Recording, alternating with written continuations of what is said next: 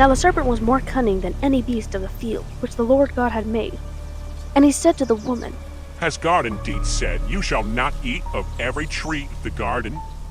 And the woman said to the serpent, We may eat the fruit of the trees of the garden, but the fruit of the tree which is in the midst of the garden, God has said, You shall not eat, nor shall you touch it, lest you die. Then the serpent said to the woman, You will not surely die, for God knows that in the day that you eat of it, your eyes will be opened, and you will be like God, knowing good and evil. So when the woman saw that the tree was good for food, and it was pleasant to the eyes, and a tree desirable to make one wise, she took of its fruit and ate. She also gave to her husband with her, and he ate. Then the eyes of both of them were opened, and they knew that they were naked, and they sewed fig leaves together and made themselves covering. And they heard the sound of the Lord walking in the garden in the cool of the day. And Adam and his wife hid themselves from the presence of the Lord of God among the trees of the garden. Then the Lord God called to Adam and said to him, Where are you? So he said, I heard your voice in the garden, and I was afraid because I was naked and I hid myself.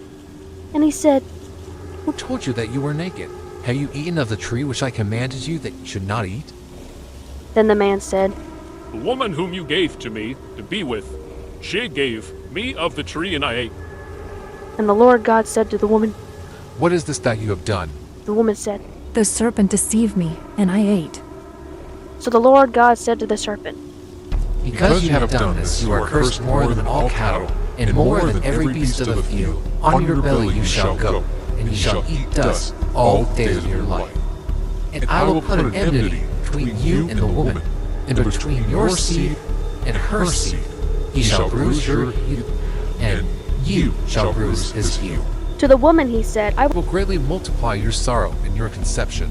In pain you shall bring forth children.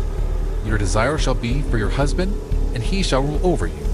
Then to Adam he said, Because you have heeded the voice of your wife, and have eaten from the tree which of I commanded you, saying, You shall not eat of it. Cursed is the ground for your sake. In toil you shall eat of it all the days of your life. Both thorns and thistles it shall bring forth to you. And you shall eat the herb of the field. In the sweat of your face you shall eat bread, till you return to the ground. For out of it you were taken, for dust you are, and to dust you shall return.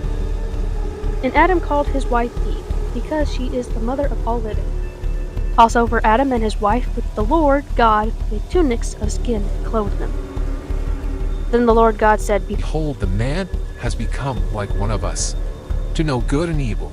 And now, lest he put out his hand and take also of the tree of life and eat, and live forever. Therefore the Lord God sent him out of the Garden of Eden, to till the ground from which he was taken.